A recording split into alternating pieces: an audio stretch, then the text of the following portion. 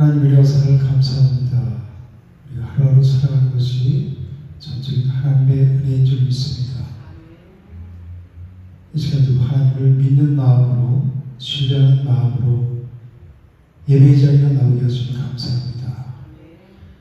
오직 하나님의 말씀만이 우리 심령을 다스리게 하시고 날마다 그 말씀으로 이기는 삶을 살게 하셔서 내 영광이 아니라 하나님의 영광을 위해서 살아가는 모두가 될 수 있도록 인도하여 주시옵소서. 오늘도 전심으로 주님을 찬양하게 하시고 또 말씀을 사모하는 마음으로 받아서 그 말씀이 삶 가운데 이루어지고 귀하고 복된 삶을 살아갈 수 있도록 성령 하나님 인도하여 주시옵소서. 예수님 이름으로 감사하며 기도드립니다. 주의 능력이 떠나 주의 피 믿으로 주의 보혈 피 어린 나무 매우 귀주는 피로 주의 보혈 능력이 떠나 주의 피 믿으로 주의 보혈 피 어린 양의 매우 귀주는 피로다. 죄에서 자유를 얻게 하는 보혈의 주의 보혈 시험을 이기고 승리하는 참nor한 능력이로다. 주의 보혈 능력이 떠나 주의 피 믿으로 주의 보혈 피 어린 양의 매우 귀주는 피로 육체의 정욕을 이기는 보혈의 영 주의 보혈 정결한 마음을 얻게 하니 정결한 능력이 떠나네. 주의 보혈 능력이 떠나 주의 피 믿으로 주의 보혈 피 어린 양의 매우 귀주는 피로 나와 눈보다 더 위에 맡기는 보혈의 영 주의 보혈 무성한 모든 밝히시니 참nor한 능력이로다. 주의 보혈 능력이 떠나 주의 피 믿으로 주의 보혈 피 어린 양의 매우 귀주는 피로다. 주의 복음을 전할 제목 보혈의 영 주의 보혈 날마다 나에게 찬송하니 참nor한 능력이 주의 보혈 능력이 떠나 주의 피 아멘. 주의 보혈 피 어린 양의 매우 귀주는 피로다. 보혈 능력이 떠나 주의 피 믿으로 주의 보혈 피 어린 양의 매우 귀주는 피로다. 우리를 죄에서 구하시려 주 예수 십자가 지셨으니 기쁨이 부르세 할렐루야. 나 구원하네. 찬송하세 찬송하세 주님 나를 구하셨네. 찬송하세 찬송하세 주가 구원하셨네. 우리를 주께서 구했으니 이전에 행하던 악한 일과 주와는 어려운 모든 죄를 온전히 버렸네. 찬송하세 찬송하세 주님 나를 구하셨네. 찬송하세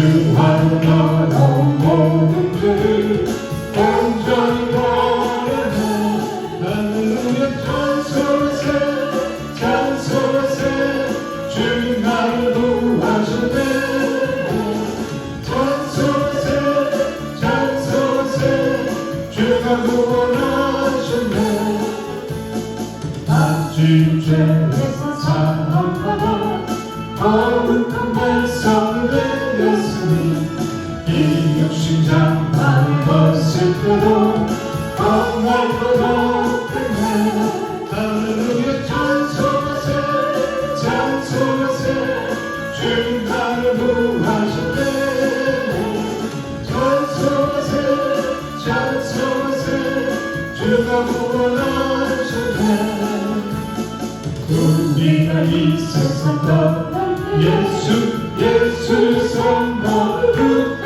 받고 영원히 주로 천국에서 주 함께 살겠네 할렐루야 찬송하세 찬송하세 주 나를 구하셨네 찬송하세 찬송하세 주가 구원하셨네 갈 길 밝히고 계시니 주 앞을 빨리 나갑시다 우리를 찾는 그 주 예수 번번하시네 죄였고 스물 영혼을 기뻐 뛰어 주를 보겠네 하늘에 계신 주 예수를 영원히 섬기리 우리를 오라 하시네 기쁘게 듣고 순종하세 그 주를 믿기 지지 말고 속속히 나가세 죄였고 스물 영혼을 기뻐 뛰어 주를 보겠네 하늘에 계신 주 예수를 영원히 섬기리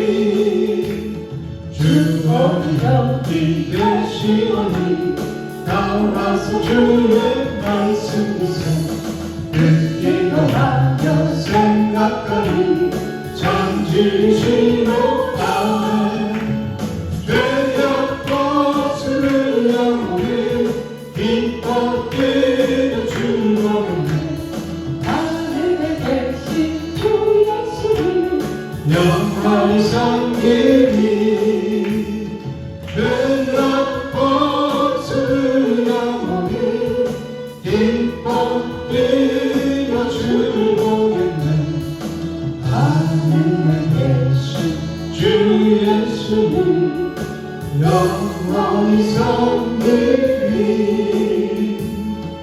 주 오늘 여기 계시오니 나와서 주의 말씀 듣세 듣기도 하며 생각하니 참 진실로다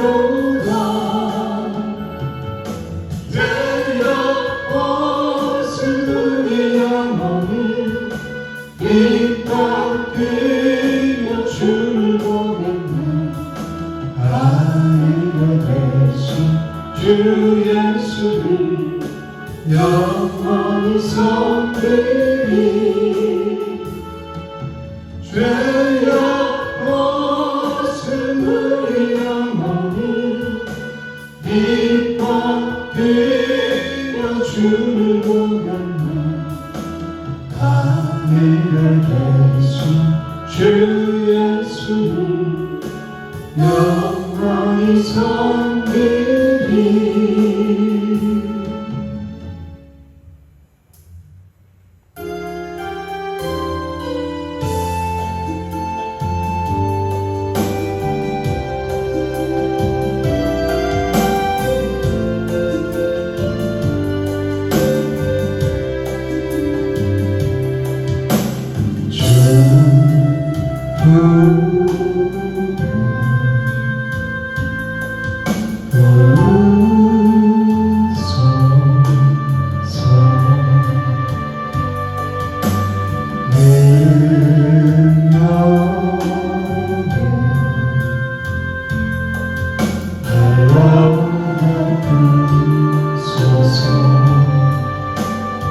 거친 마음 날 향해 와도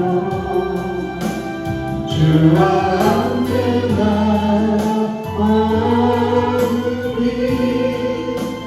고통 가운데 나의 영혼 잠잠하게 주를 보리라. 주님 하나님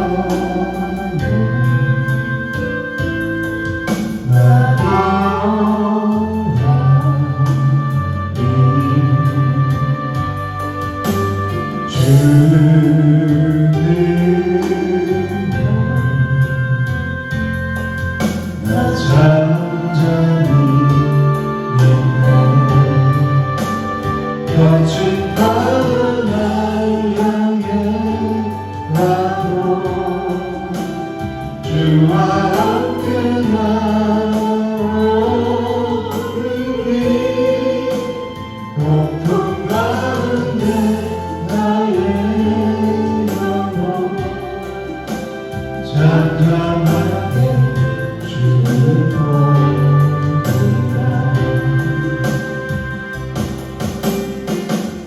아멘. 거친 파도 날 향해 와도 누구와 함께? 주와 함께 날아오르리. 아멘. 우리 주님의 품에 있을 때만 그 생명의 기쁨을 누릴 줄 믿습니다. 주님 밖에 있으면 세상 사람하고 똑같아요. 다 사망 가운데 사는 거예요. 여러분들 하루 살면서 주님 안에 계셨나요? 아니면 주님 밖에 계셨나요? 하나님은 이미 십자가에서 다 이루어졌는데 우리가 그것을 믿음으로 취하느냐 그렇지 못하느냐에 따라서 천국을 누릴 수도 있고 지옥을 맛볼 수도 있어요.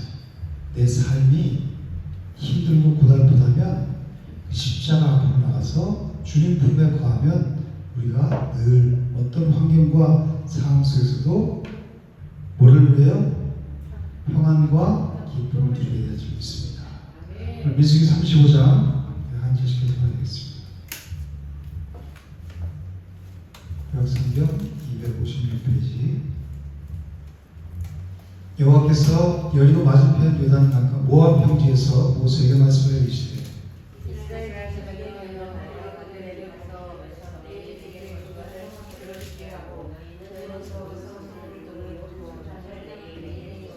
성읍은 그들이 거처가 되게 하고 조정은 그들의 재산이 가축과 짐승들을 둘 곳이 되게 할 것이라.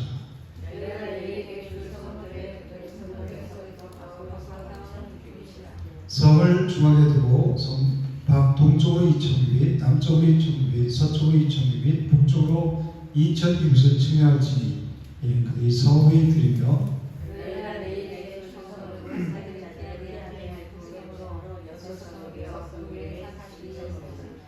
너희가 레인에게 모두 48성을 주고 그 초장도 함께 주되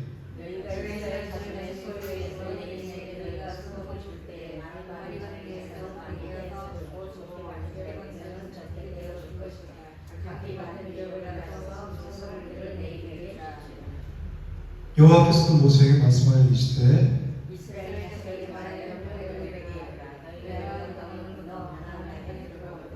너희를 위하여 성읍을 도피성으로 정하여 부지 중에 살게 자 그리로 피하게 하라.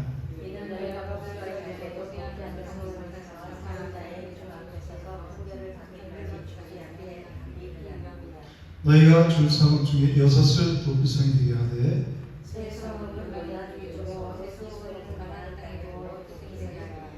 이 6성읍은 이스라엘 자손과 타국인과 이스라엘 중에 거리하는 자의 도피성이 되리니 부지 중에 살려한 모든 자가 그리로 도피할 수 있으리라.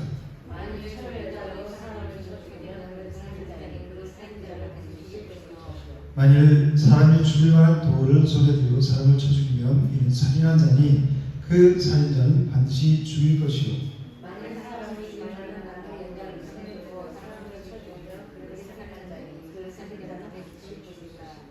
피를 보복하는 자는 그 살인한 자를 자신이 죽일 것이니 그를 만나면 죽일 것이요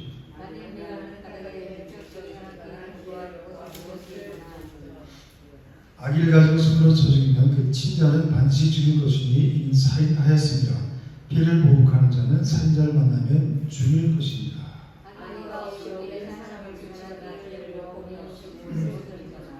보지 못하고 사람을 죽일 만한 돌을 던져 죽였을 때에 이는 악의도 없고 헤아려한 것도 아닌즉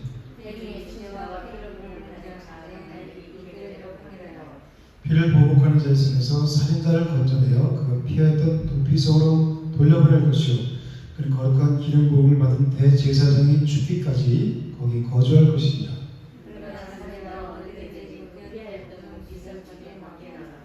피를 보복하는 자가 도피성 지경 밖에서 살인자를 만나 죽일지라도 피 흘린 죄가 없나니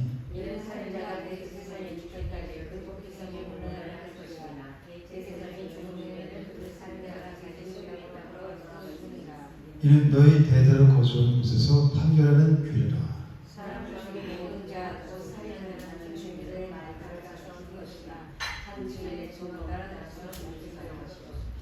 고의로 살인죄를 범한 살인자는 생명의 속죄를 받지 말고 반드시 죽일 것이며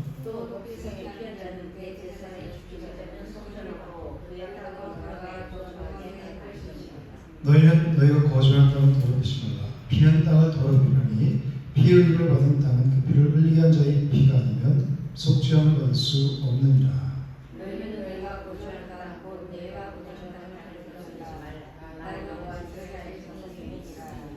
아멘. 오늘 민수기 35장은 이스라엘 백성들이 가나안 땅에 이제 들어가게 되면 각 지파들이 이제 기업을 받게 되잖아요. 그 기업 받은 것에서 레위인들에게 48서국을 주라고 말씀하시는 내용이 1절부터 8절까지 나와요. 그리고 9절부터 마지막까지는 그 48개 서국 중에서 6군데에 도피성을 두라고 말씀하시는 내용이에요. 그죠? 그래서 이 35장의 핵심이 뭔 것 같아요? 세자로 도피성이죠.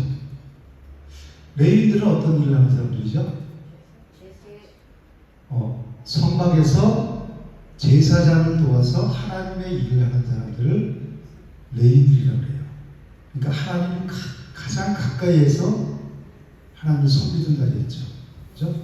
이 성막을 주위로 12지파가 3지파씩 동서남북으로 지을 치고 그 중앙에 성막이 있었는데 이 레위인들은 그 성막 안에서 제사장을 도와서 일을 하는 사람들이었어요. 근데 가나안 땅에 이제 들어가면 광야에서는 성막을 중심으로 살았죠. 각 지파가 3지파씩 동서남북으로 12지파가 그래서 구름 기둥이 이동하면 움직이면 그 구름 기둥을 따라가고 불 기둥이 움직이면 즉 하나님의 인도하심을 따라서 광야 생활을 살았어요. 근데 이제 이 사람들이 가나안 땅에 들어가면 각기 그 숫자대로 뭘 받아요? 기업을 받잖아요. 많은 사람들은 기업을 많이 차지하고 12지파가 이제 흩은 예루살렘을 가나안 땅에 예루살렘이 가나안이거든요. 예루살렘을 중심으로 살아가는 것이 아니라 각 지파대로 가나안 땅 전역에 흩어져서 살게 되는 거예요. 그런데 이 레위인들은 광야에서 성막에서 살기 때문에 거기 그 중심에서 살았지만 이제 가나안 땅에 들어가면 이 사람들이 거주할 땅이 없죠. 기업이 없잖아요. 누가 기업이 했어요? 이들은 하나님이 기업이 했잖아요. 다른 지파들은 다 기업을 배분했는데 레위 지파만 기업을 안 줬잖아요. 왜? 하나님 자신이 그들의 기업이기 때문에 안 주셨어요. 그런데 이 사람들도 다 가정이 있죠. 그렇기 때문에 다 생활을 해야 될 거 아니에요. 가정이 있단 말이에요. 그죠? 그래서 하나님께서 그들의 생활에 필요한 그 처소를 마련하시기 위해서 이제 오늘 35장에서 레위인들을 위해서 세목을 정하여 주시는 거예요. 그래서 하나님께서는 이 12지파가 받은 각 기업에서 그 땅에서 48개 성읍을 레위인들에게 주라고 말씀하시는 거예요. 생활할 수 있도록.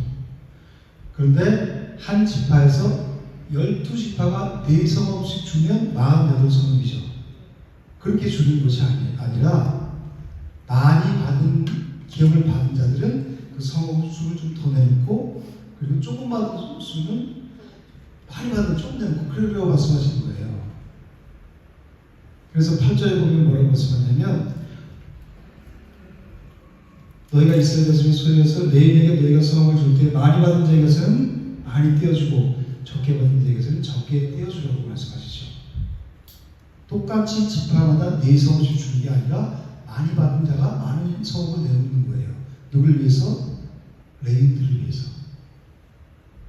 우리 3절 한번 읽어볼게요. 성읍은 그들의 거처가 되게 하고 초정 그들의 재산인 가축과 짐승들을 들 곳이 되게 할 것이라. 성읍은 이제 그들이 살아가는 거처가 되게 하고, 초장은 그들의 재산인 가축과 짐승을 둘 곳이 되게 하라고 말씀하세요. 이 레위인들은 기업이 없었죠. 근데 백성들이 뭐를 갖고 왔어요? 레위인들에게 11조를 드리죠. 그 11조 이 생활을 했던 사람들이, 이 사람들은 기업이 없잖아요. 그죠? 그런데 그 11조 가운데는 지금 돈을 드리지만 이때는 돈이 없었잖아요. 그죠? 뭘 드렸어요? 곡물과 짐승 그런 걸로 11조를 드렸어요. 그래서 이 신약성경에 박하와 근처에 11조를 드리되, 그러니까 이런 콩 알려면 거기서 정확하게 10분의 1을 띄어서 알기를 쳐갖고 10분의 1을 드리란 말이에요. 곡물로 드리거나 짐승을 드리거나 그랬단 말이에요. 그래서 그 11조 가운데 짐승과 가축이 레위인들 소유가 있었을 거 아니에요. 그죠? 그것을 기를 수 있는 그 초장을 들을 함께 주라는 거예요. 그래서 4절에 보면 너희가 레위인에게 줄 성읍들의 들은 성벽에서부터 밖으로 사방 1000규빗을 주라는 거예요. 1규빗이 사람이 팔꿈치하고 이 중지 사이 끝, 보통 45cm에서 50cm, 55cm 되거든요. 여기서부터 여기까지가 그걸 1규빗이라고 해요. 근데 몇 규빗을 하래요? 1000규빗이니까 몇 메다 정도 될까요? 450m에서 500m 정도 돼요. 성벽에서부터 1000규빗이니까 450m 되면 어느 정도 이 거리가 잡히죠. 그 정도를 레위인들이 그 초장, 그 목축을 기를 수 있도록 초장을 성벽에서부터 주란 말이에요. 동서남북 사방으로. 그래서 5절에 보면 성을 중앙에 두고 동서남북으로 2000규빗, 동쪽으로, 서쪽으로, 남쪽으로, 이쪽으로 2000규빗을 주라고 말씀하세요. 그리고 나서 6절에 보면 48개 성읍 중에서 도피성을 몇 개를 두라고 말씀하세요? 6개인데 14절에 보면 뭐라고 그러세요? 세 성읍은 요단 이쪽에 두고 세 성읍은 가나안 땅에 두고 도피성이다. 지금 요단강, 지금 동편에 이 사람들이 뭐 아직 가나안 땅에 안 갔죠. 요단강을 안 건넜잖아요. 그죠? 요단 이쪽에 세 성읍, 요단강 건너편에 가나안의 세 성읍, 그렇게 해서 도합 6성읍을 두라는 거예요. 그죠? 그래서 이 각 12지파들은 이렇게 레위인에게 자기 영토의 일부를 기증하는 거죠. 하나님 그들이 성을 주라고 그랬잖아요. 그죠? 그 자기 영토를 기증함으로 하나님께 헌신할 기회를 얻은 거예요. 그래서 그 대가로 뭐를 얻어요? 이 사람들은 레위인들을 통해서 율법에 대한 교육과 신앙 교육을 받을 수 있어요. 그리고 신앙을 유지해 나갈 수 있는 거예요. 이제 각 12지파가 흩어져 살잖아요. 광야에서는 성막 중심으로 살았는데 12지파가 가나안 땅에 다 흩어져 살잖아요. 그죠? 그 12지파의 골고루 48개 성읍을 주는데 48개 성읍 중에 6개 성읍을 도피성으로 주는데 요단강 좌편에 3개 그리고 서편에 3개를 주는 거예요. 근데 이 48개 성읍은 12호파의 사가 얼마예요? 네? 48이죠. 12는 하나님의 섭리를 나타내는 숫자예요. 뭐예요? 하나님의 섭리 또는 하나님 나라 백성을 상징하는 수가 12예요. 또 완전수라고 해요. 그러니까 12는 완전수죠. 하나님의 백성을 나타내는 수예요. 그리고 4는 뭐를 나타낼까요? 성경에서 4에 대해서 많이 나오죠. 예수님이 40일 동안 광야에서, 그리고 이스라엘 백성들이 40년 동안, 그리고 400년 동안 이스라엘 백성들이 애굽에서 종살이했죠. 산은 고난의 수를 뜻해요. 그리고 땅의 수, 이 땅은 고난의 연속이란 말이에요. 그리고 동서남북을 가리키기도 해요. 그래서 세상에 존재하는 모든 것을, 이 땅에 존재하는 모든 것을 상징하는 거예요. 사가. 그래서 이 48성을 준다는 것은 이 땅에 살아가는 하나님의 백성이 하나님의 통치를 받고 살아가는 것을 의미하기도 해요. 그러니까 이 레위인들에게 48개 성읍을 주라는 것은 12지파가 다 흩어져 사는데 그 중에 48개 성읍을 골고루 각 지파마다 골고루 주죠. 그래서 하나님의 통치를 받아서 살아가는 것을 의미하는 그 숫자예요. 48이. 왜 하나님은 레위인들을 한 곳에 이렇게 모여서 살게 하지 않고 48성읍에 흩어져서 살게 하셨을까요? 좀 전에 말씀했듯이 그래서 그 사람들이 레위인들을 통해서 율법을 배우고 하나님을 신앙하면서 살아갈 수 있도록 하기 위해서 그 자기가 받은 기업에서 하나님께 헌신하는 마음으로 레위인들에게 그 성을 내주고 내준 대가로 그들이 영적인 것을 얻는 거예요. 그죠? 신앙을 유지할 수 있는 거란 말이에요. 그게 하나님의 은혜죠. 왜 그러냐면 그 기업 받은 땅이 자기들이 수고로 받은 게 아니잖아요. 그죠? 하나님이 이미 주셨다는 것을 믿음으로 가서 취한 거죠. 그 사람들이 육적인 힘으로 그 안악자손들하고 부쩍장들 큰 사람들하고 자기들이 우리를 보기에도 스스로 뭐라 그랬어요? 메뚜기 같다. 그들이 보기에도 우리를 메뚜기처럼 봤을 거다. 그 사람들은 싸워서 이길 재간이 없어요. 하나님께서 전쟁에 누구에게 속했다고 그래요?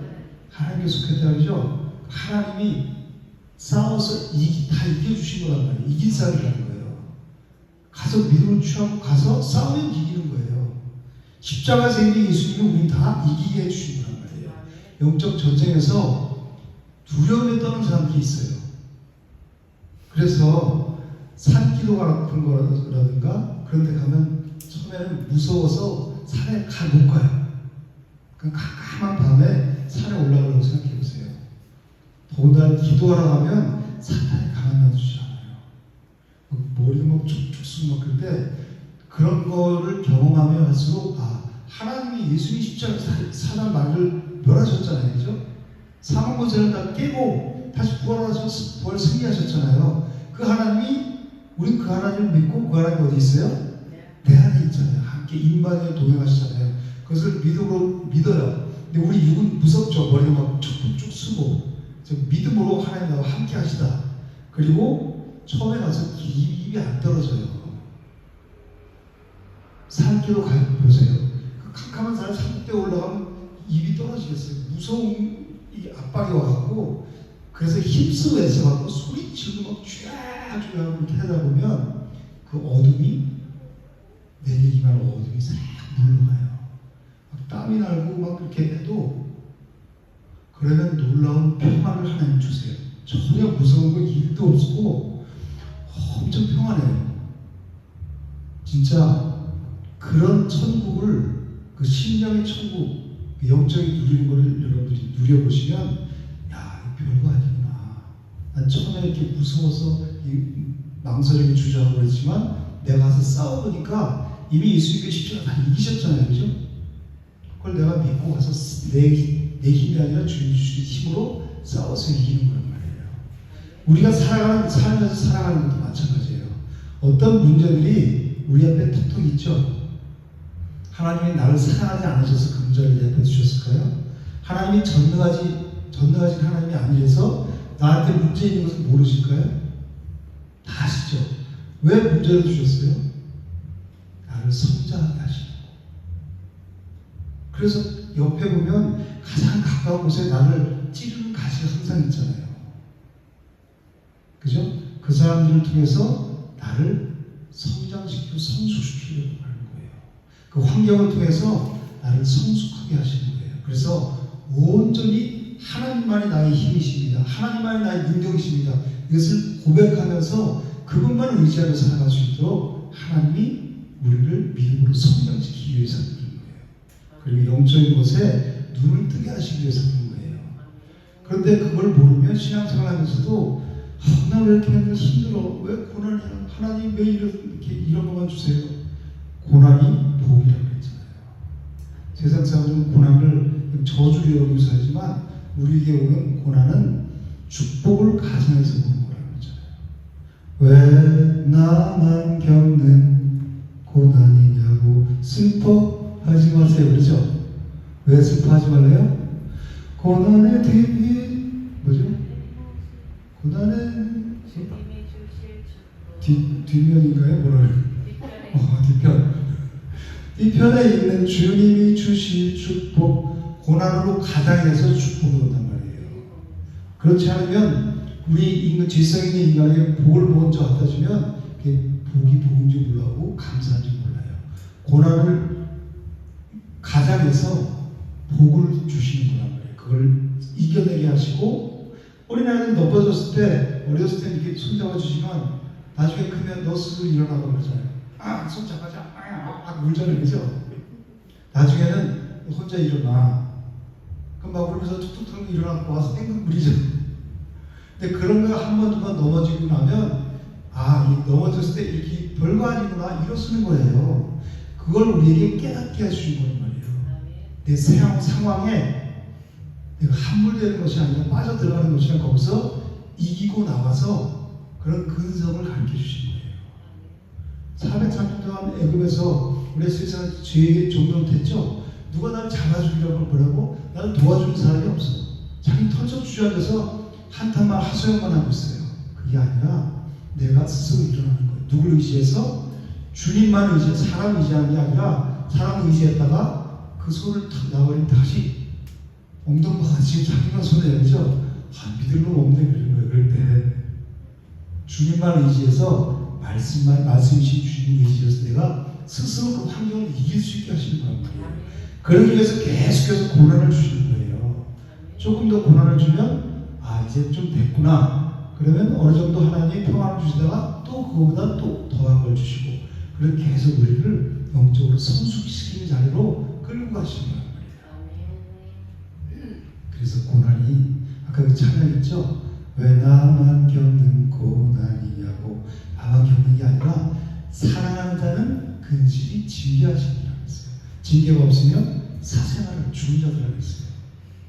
하나님께 버린 자라고 했어요.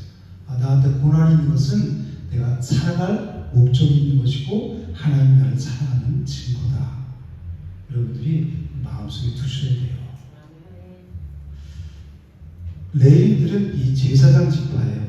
근데 애굽에서 내린 그 10가지 재앙 중에 마지막 재앙이 뭐였죠? 장자의 죽음이었죠.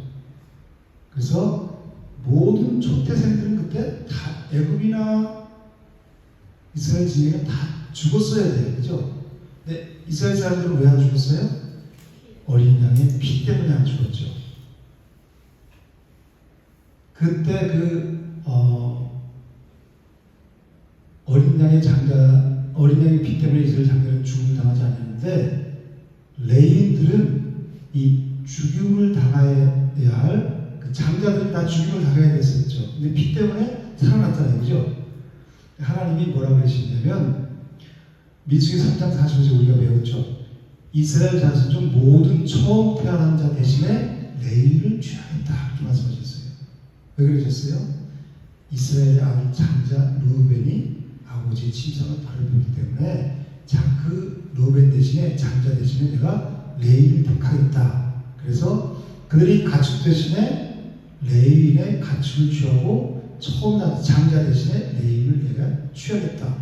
레위는 내 것입니다. 이렇게 말씀하셨어요.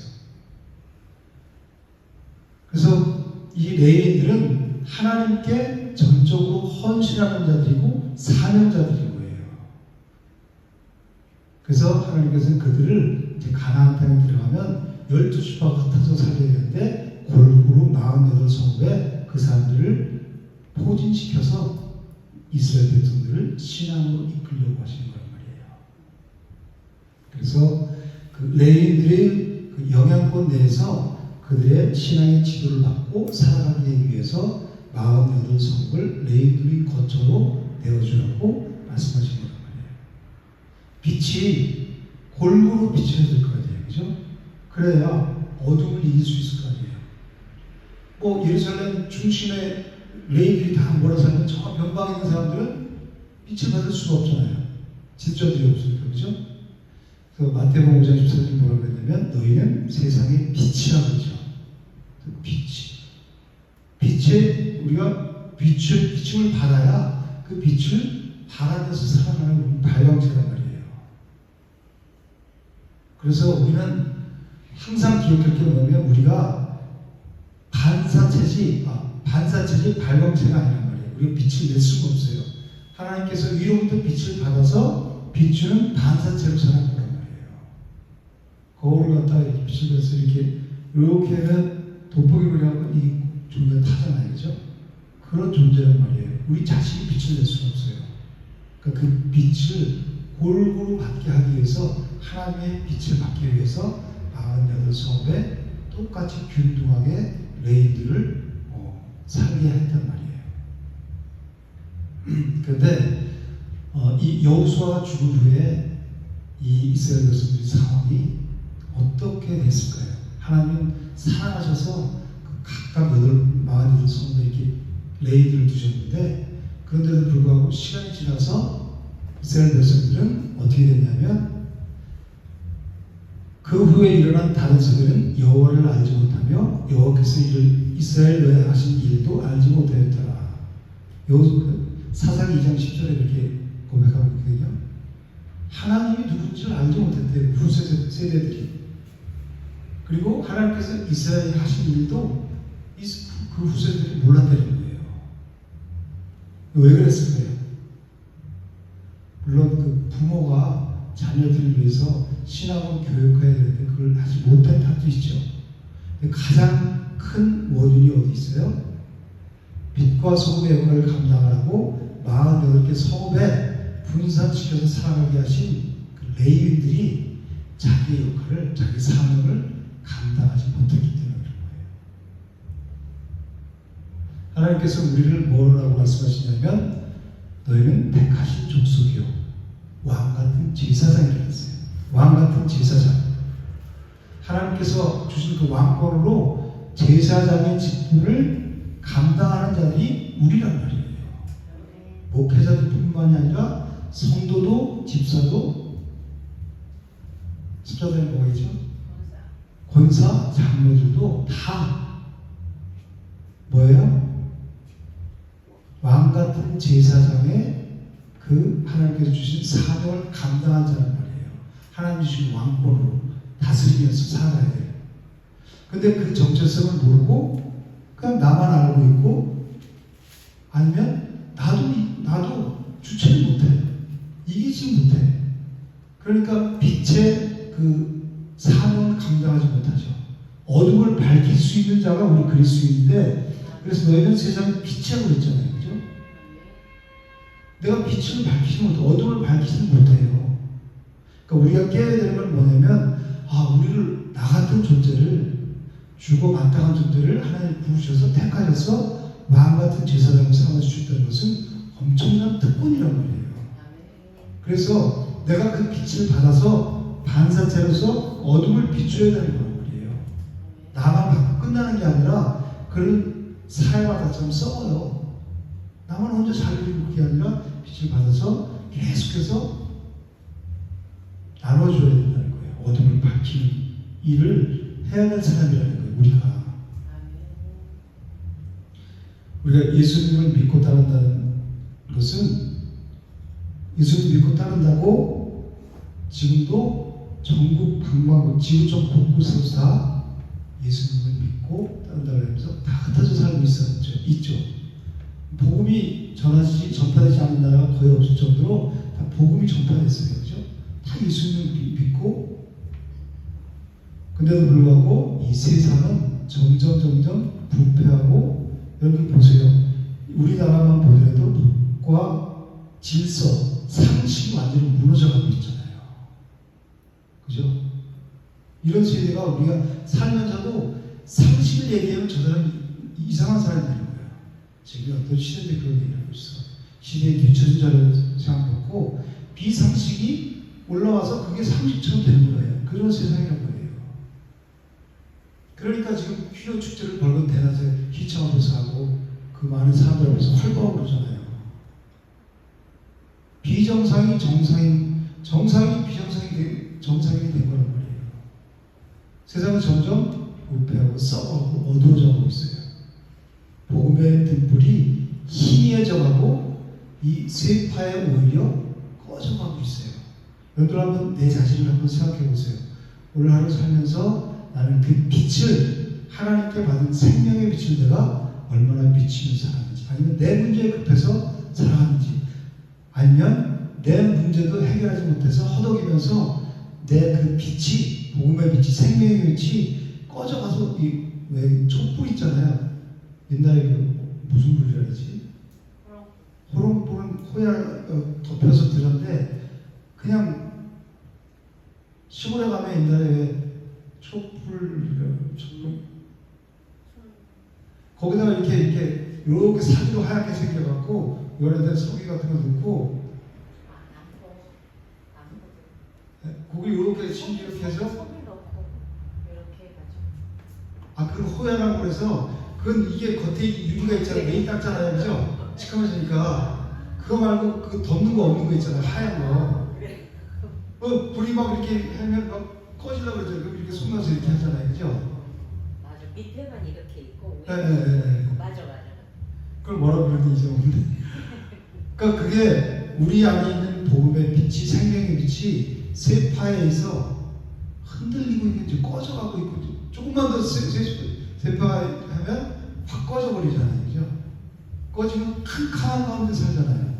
그때 옛날에 전기가 들어왔어요, 뭐가 들어왔어요, 그죠? 내 속이 그렇단 말이에요. 말씀으로, 생명의 말씀으로 내가 채우지 않으면 쇠파에 흔들릴 수밖에 없고 꺼져가는 등불이란 말이에요. 그러니까 이 세대들이 하나님이 누구신지도 모르고 하나님이 어떤 일을 하는지도 모른다는 거예요. 우리 그리스도인들이 48성에 흩어져 살아가면서도 우리 각자의 역할을 하지 못하기 때문에 그렇다는 거예요. 여기에 물론 성도들의 책임도 있지만 가장 큰 건 누구한테 있어요? 교회에 있어요. 교회가 점점 세속화되고 있기 때문에 그래요. 교회가 다 멀쩡한 거고 다 예수님 전하고 다 복음 전하죠, 그죠? 다 똑같아요. 그렇지만 그거 플러스 세속 물결이 교회에 들어와 있는 교회들이 엄청 많잖아요. 그러면 사람들은 죄성이 있기 때문에 교회에서 복음도 전하고 세상 것도 있고 이것도 같이 누리면 좋잖아. 그런데 사람들은 죄성이 있기 때문에 그쪽으로 더 마음이 쏠리게 돼요. 교회에서는 오직 복음 전파가 뿐이 없어요. 교회 안에서는 그런 게 들어오면 안 된다는 거예요. 그리고 교회 안에 율법주의와 인본주의 그리고 기복주의가 만연하기 때문에 교회가 힘을 잃어가는 거예요. 복음의 빛을 잃어가고 있는 거예요. 그리고 교회가 행사가 많죠. 무슨 행사, 무슨 절기고 무슨 행사고. 그런데 중요한 것은 그 절기나 그런 것들은 다 예수 그리스도를 예표하잖아요, 그렇죠? 우리가 예수 그리스도와 함께 살죠. 이미 오셔서 그 절기를 다 이루셨잖아요, 예수님이. 절기 지키는 게 뭐가 중요해요? 이 교회는 절기를 안 지킨다고 지금 이단이라고 생각하고, 어느 교회는 또 하나님 교회는 6월절을 안 지킨다 이단이래요. 그러니까 6월절에 예수의 십자가 사건을 예표하고 있는데 그걸 행동으로 지키는 게 어떤 의미가 있냔 말이에요. 물론 그것도 하고 우리가 더 예수 그리스도에게 집중해서 가면 좋겠지만, 저도 행사 많은 교회에서 사역자들은 행사 준비하는 데 바빠요. 행사 끝나면 또 행사가 이번 행사가 어떻게 결승되는지 서로 모여 교육자들이 그거 나누다가 서로 이렇게 하다가 행사할 때 보면 집사님들이 서로 교인들이 싸워. 그런 일들이 있어요. 그게 뭐가 그렇게 중요해요?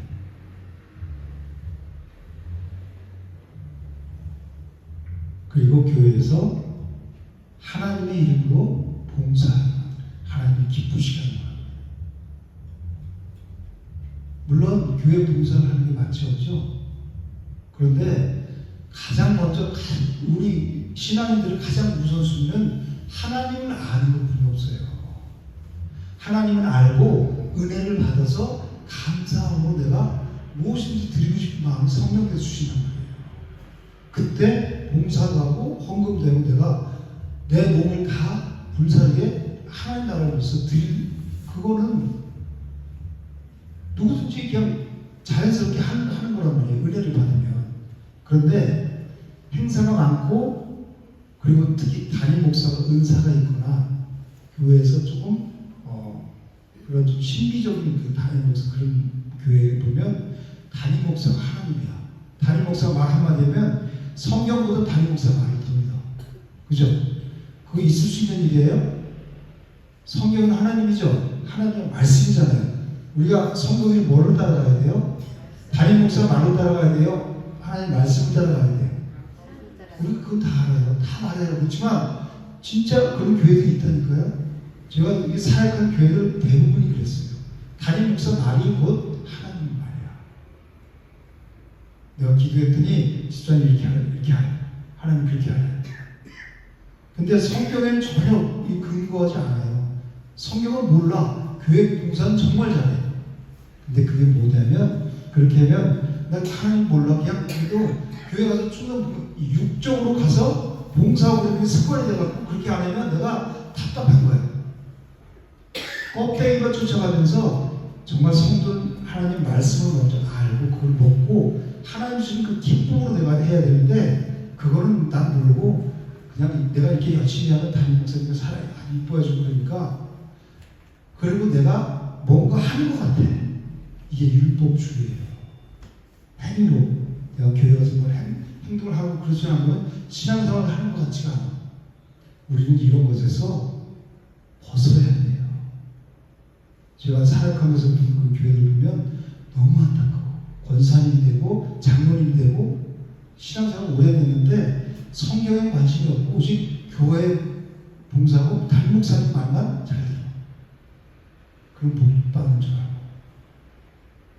복은 하나님 자체가 복이고 우리는 성경을 따르는 거고 담임 목사 말을 따르는 거예요. 담임 목사를 통해서 주신 하나님의 말씀을 우리가 받아서 우리 영혼이 자라나고 하나님과 우리 관계를 맺어가는 것이 신앙생활이지 담임 목사 말을 따라가는 게 아니란 말이에요. 여러분들이 분별하셔야 돼요. 그런 교회가 있다면 당장 나와야 돼요. 어제 저희 동기 목사님이 전화가 왔어요. 그래서 뭐라고 했냐면 여의도에 교회가 성도들이 150명 정도 되는데 그 교회 목사님이 조금 자기가 영적으로 많이 돼서 성도들이 담임 목사가 아니면 꼼짝 못해. 근데 이 목사님도 신학교에 다닐 때 같이 신학교 학비 다 대주고 책도 사주고 그 목사 이제 부목사가 있어갖고 그 사례비도 줬어요. 다. 근데 다음 주일날 그 예배 끝난 다음에 그 다단계 하는 그 사장님을 불러와서 예배 목사님 끝난 다음에 그걸 성도들에게 소개를 하는 시간을 갖겠다고 한대요.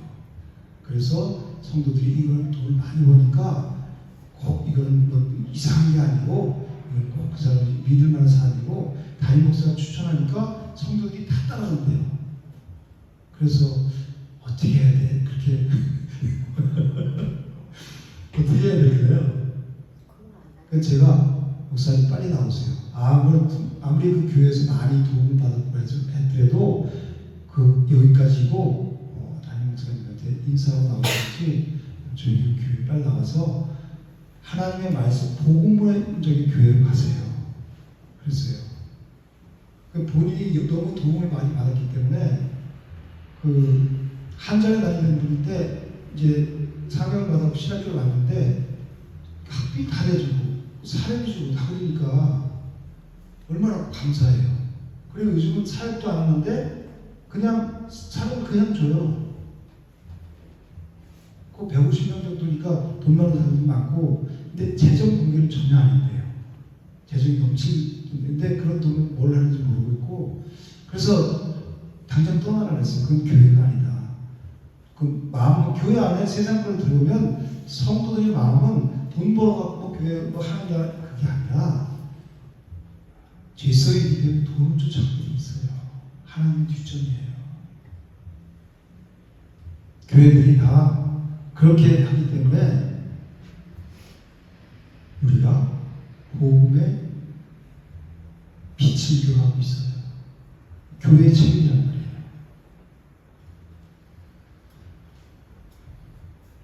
근데 성도들은 잘못된 것인 줄 알면서도 따라가는 사람들이 있어요. 그 대부분 사람들이 다 좋다고 그러대요. 왜? 다른 목소리 추천했으니까 하겠다, 나도 하겠다, 이렇게 한대요.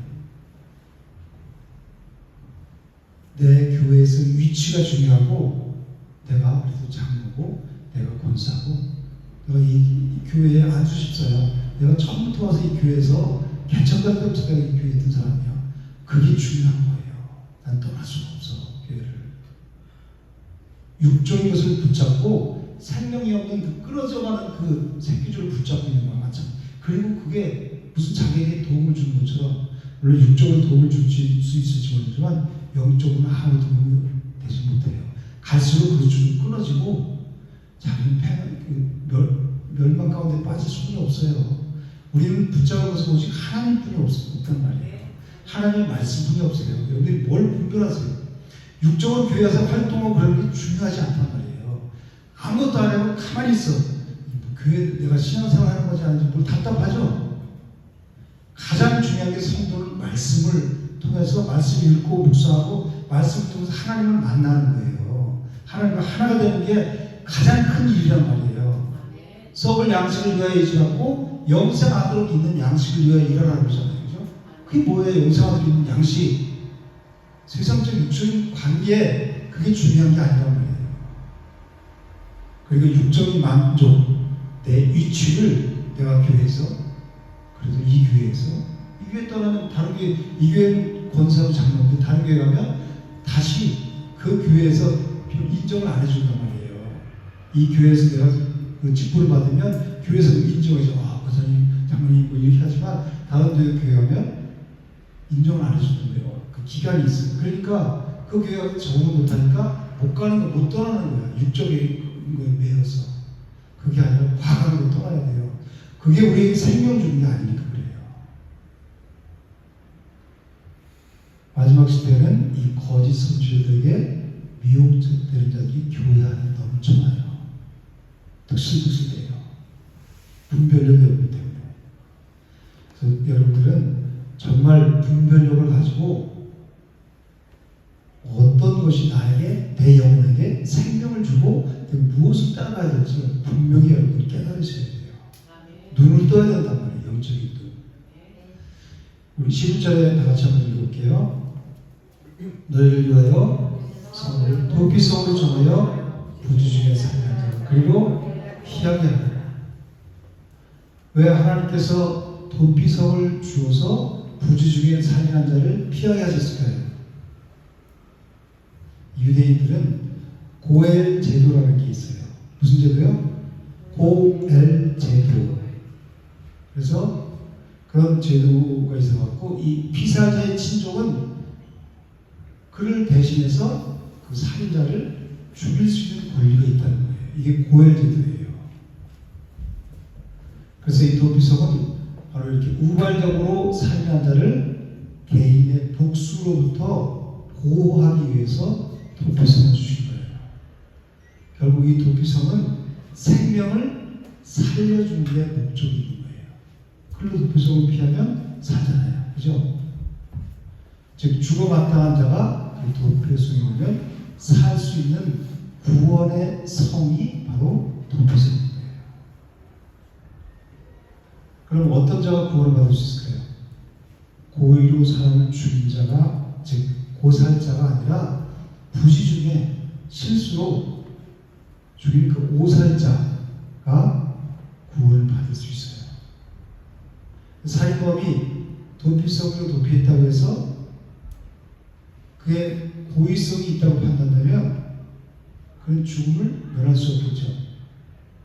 고의성으로 죽으면 도피성으로 피한다고 하더라도 그런 죽임을 그 장로들이 이제 심판해갖고 고의다 그러면 도피성에 피했더라도 그 사람은 죽을 분이 없어요. 근데 부지중에 죽인 사람들은 살게 되는 것이 도피성이란 말이에요. 그리고 하나님의 도피성을 피하면 산다라는 그 말을 듣고 하나님의 이 언약이죠. 그 하나님의 말씀을 믿고 도피성으로 피하면 살 수 있는 거예요. 그 믿음을 내 저기 가면 내가 고의로 죽이진 않아. 고살자는 아니지만 내가 어떻게 하다 보니까 죽었어. 그러면 이 사람의 가족들이 나를 죽이려고 쫓아올 거 아니에요. 그죠? 그래서 내 도피성으로 피했어. 근데 그런 거대한 내가 살 수 있다는 믿음을 갖고 달려온 자는 살 수 있다는 거예요.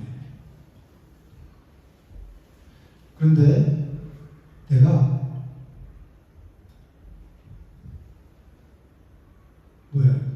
진짜 그걸 뭐라 그러죠?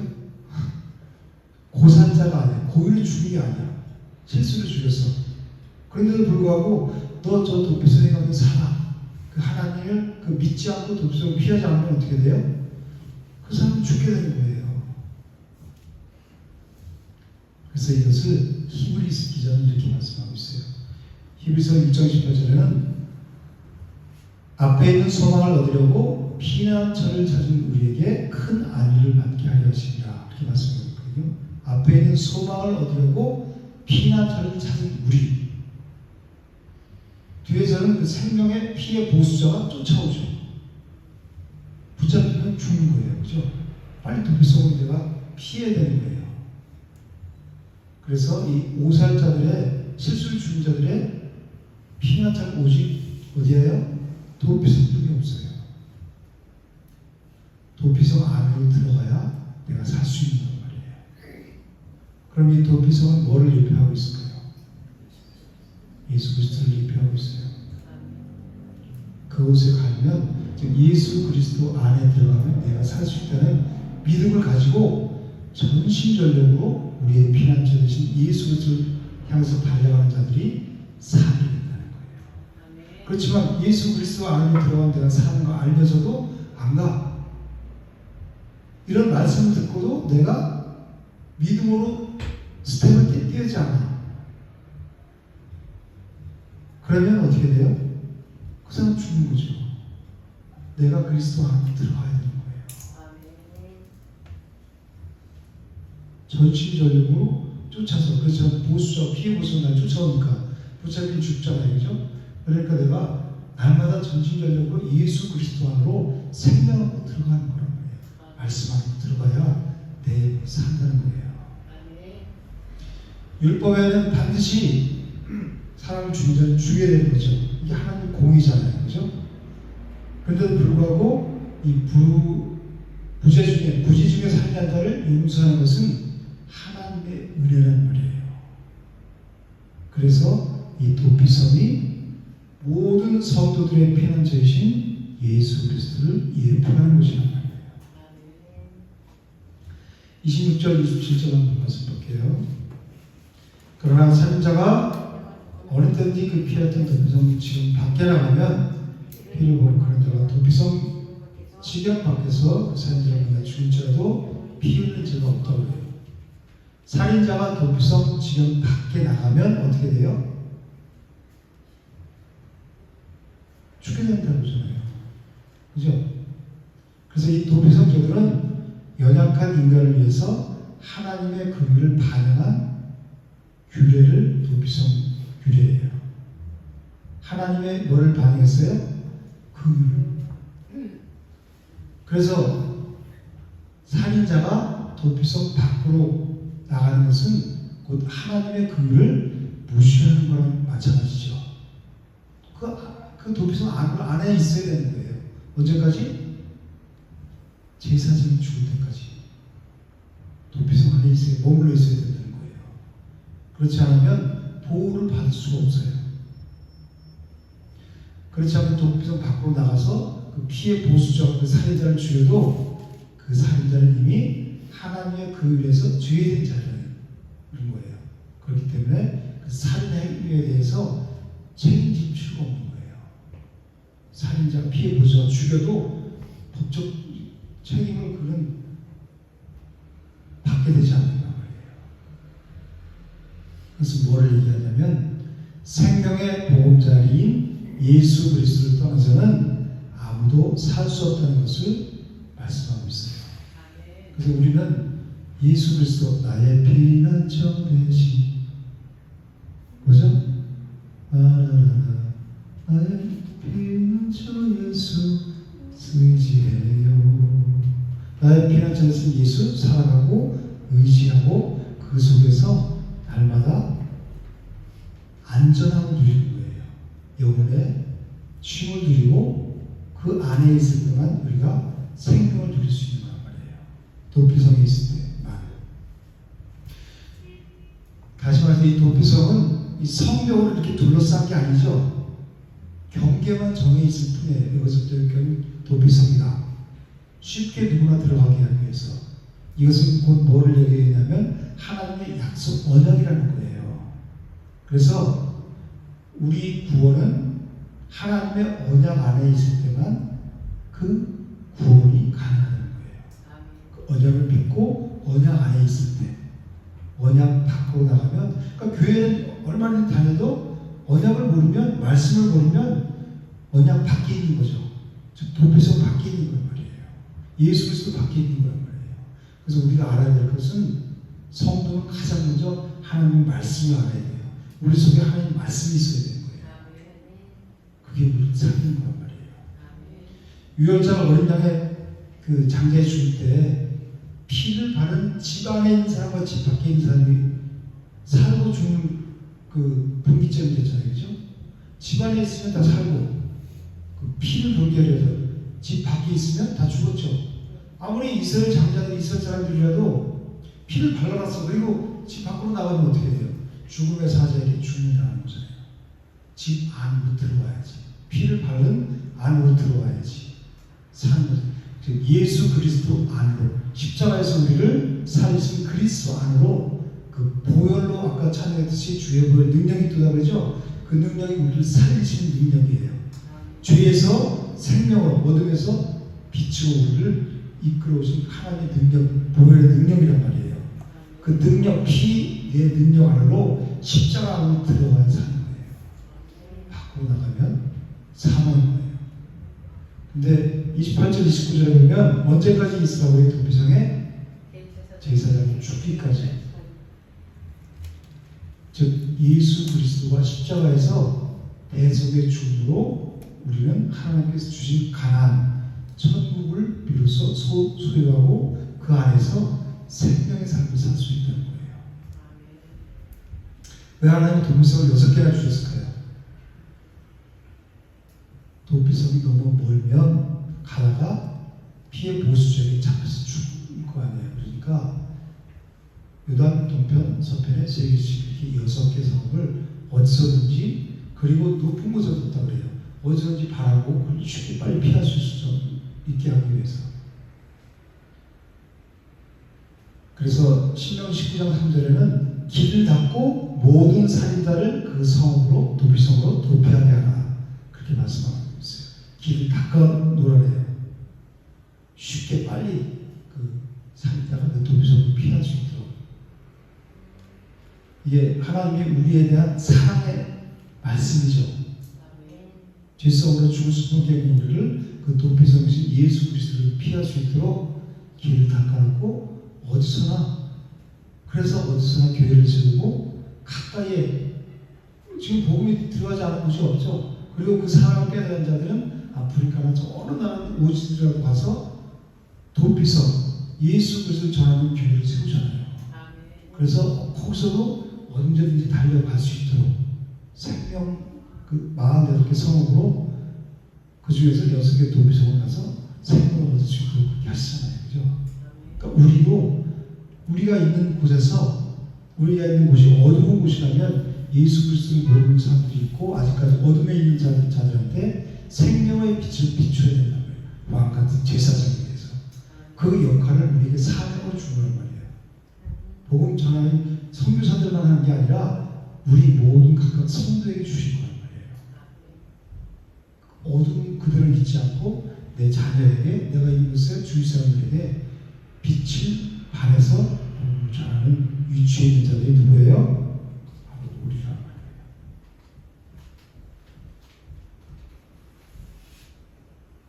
도피성은 멀어서 죽임을 당하는 것이 아니고 도피성이 어디인지 몰라서 죽임을 당하는 것도 아니죠.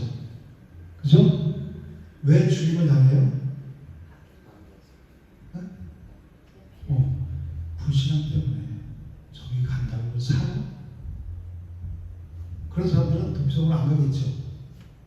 거기 들어가면 사는데 하나님 말씀 언약까지 하잖아요. 그 언약을 믿는 사람들은 아 그래? 그래 그 일로 피하는 사람들은 사는 거란 말이에요. 우리는 다 연약한 존재라서 누구든지 다 죄를 질 수 있어요. 그죠? 그런데 정말 내가 그리스도 안에 생명 안에 있다면 고의로 죄를 짓지 않아요. 고범죄를 짓지 않는단 말이에요. 하나님께서 주신 그 자유로 육체의 기회를 삼지 않는 거예요. 그래서 갈라디아서 5장 13절의 사도가 뭐라 그러면 형제들아 너희가 자유를 위하여 부르심을 받았으나 뭐를 위하여? 진리가 우리를 자유케 한다 그러죠. 자유를 위해서 이제 사각상태나 에르베스 종사에 해방돼서 자유를 누리고 살아갈 수 있게 됐어요. 그죠? 영적인 자유를 누리고 살아갈 수 있어요. 근데 그 자유로 육체의 기회를 담지 말라는 거예요. 오직 사랑으로 서로 종노릇하는 거예요. 사랑으로 종노릇하는 거예요. 사랑은 예수 그리스도를 주는 게 복음을 주는 게 사랑이라 했죠. 사랑으로 종노릇하는 거예요. 그래서 그곳에도 생명의 빛이 들어가서 밝게 비칠 수 있게. 그래서 우리가 그 역할을 하는 거란 말이에요. 나눠주시고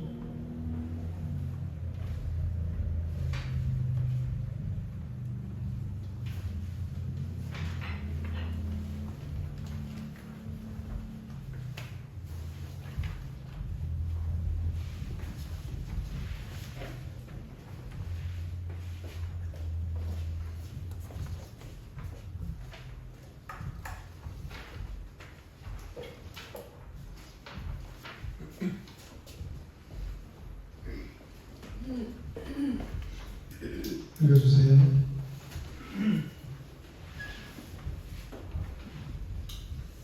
내용 관찰 35장은 레위인들이 강할 성과 초장을 주라는 명령입니다. 12지파들은 받은 기업 중에서 48개의 성읍을 레위인들에게 주고 48개의 성읍 중에서 6개의 성읍은 도피성으로 삼으라고 명하십니다. 도피성을 6성읍이나 주신 것은 그들 중에 살인한 자가 도망하기 쉽도록 배려하셨기 때문입니다. 도피성이 멀면 도망하다가 잡힐 수 있기 때문에 아무 쓸모가 없게 될 것입니다. 그러면 부지 중에 살인한 자가 붙들려 죽는다면 도피성이 가까이 없었기 때문이 아니라 전심전력으로 목설자를 피하여 도망가지 아니하였기 때문일 것입니다. 도피성이 피한 부지 중에 살인한 자는 도피성 지경 밖에 나갈 수 없고 베네틴성이 죽기까지 그 도피성에 머물러 있어야만 합니다. 그 후에는 자유할 수가 있는 것입니다. 도피성 안에 머문다는 것은 곧 하나님의 언약 안에 있는 것을 말씀하고 있습니다. 언약 안에 사는 자가 살 수 있다는 것입니다.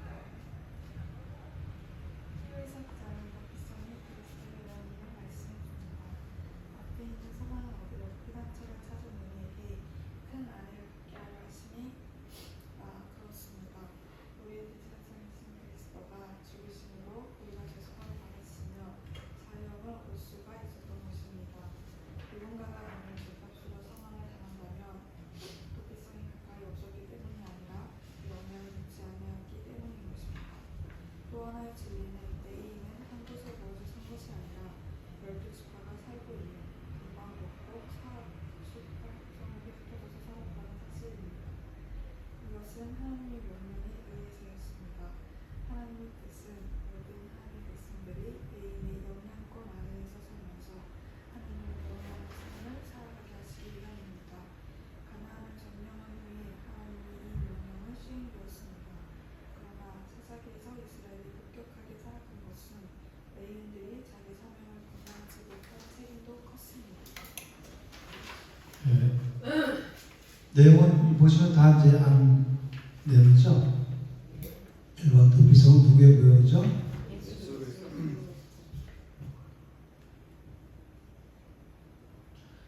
도피성이 왜 6성이나 되었습니까? 누구든지 접근할 수 있도록. 부지 중에서 일어난 자가 도망가기 쉽도록 하나님께 배려하셨기 때문에 6개나 요단강 좌우로 3성읍씩 두셨어요.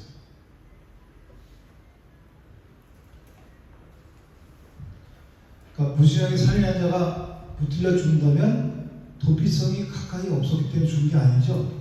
누구나 다 피할 수 있게 되어 주셨으니까 전심전력으로 복수할 자를 피하여 도망가지 않았기 때문이에요.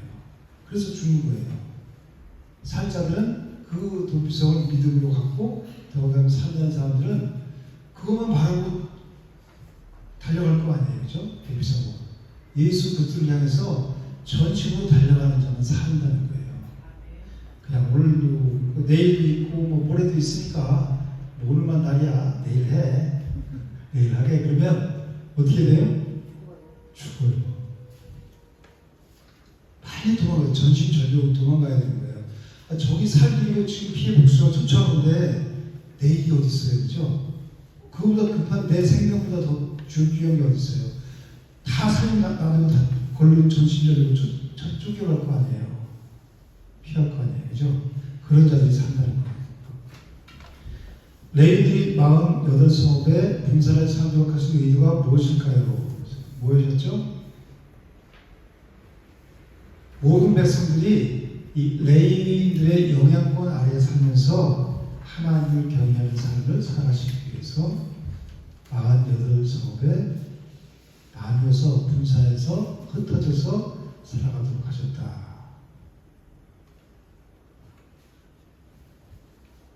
그래서 자신들이 받은 땅을 내주고 그 대가로 48개 성읍에서 전국에 분포되어 있는 레위인들로 인해서 그들이 하나님을 경외하는 삶을 살게 하기 위해서. 적용도 같이 한번 해볼게요. 여러분들은 왕같은 제사장으로 빛과 소금의 사명을 감당하고 있습니까? 네. 지금부터 아멘하고 이제부터 이렇게 달려가면 되는 거예요. 그죠? 그래서 묵상하는 말씀이 예수 그리스도예요. 그래서 도피성 예수 그리스도를 예표한다 그랬잖아요. 그죠? 그래서 예수 그리스도를 깊이 묵상하라고 그러잖아요. 매일매일 말씀을 통해서 예수 그리스도를 깊이 묵상해야 우리가 우리 영이 산다는 거예요. 말씀을 읽고 이걸 또 하나님 내가 이런 문제가 되고 해결해주세요. 그거는 물론 그것도 중요하지만 그건 2차적인 문제예요. 가장 중요한 것은 말씀을 통해서 예수 그리스도를 깨닫고 예수 그리스도를 깊이 묵상하면 그 일은 하나님께서 해결해 주시는 거예요. 그리고 해결 안 되는 것은 그게 은혜는 해결 안 되는 게 은혜예요. 내 생각은 그게 해결돼야 될 것 같지만 내 육적인 생각이고 하나님 그게 없어져야 오히려 그게 망해야 또 하나님 각 생명을 내가 누릴 수 있기 때문에 그것을 떼버리시려고 주시는 거예요. 그래서 우리가 묵상할 건 뭐예요? 도피성 예수 그리스도를 깊이 묵상하는 자가 날마다 살아난다. 그래서 저희 여러분들이 날마다 생명의 삶을 살아가시기를 주님으로 축복합니다. 하나님 은혜와 사랑을 감사합니다. 오늘 민수기 말씀을 통해서 우리가 이 삶 속에서 일어나는 크고 작은 일들을 통해서 오직 예수 그리스도만 바라고 날마다 그 예수 그리스도에게 피하는 전심으로 주님 앞으로 달려나가는 십자가 앞으로 달려나가는 우리 모든 성도를 낼 수 있도록 인도하여 주시옵소서. 그래서 날마다 주님 주신 생명을 누리고 평강 가운데 기뻐 뛰며 주님을 찬양함으로 영광 돌리는 귀하고 복된 삶을 살아갈 수 있도록 인도하여 주시옵소서. 예수님의 이름으로 감사하며 기도드립니다.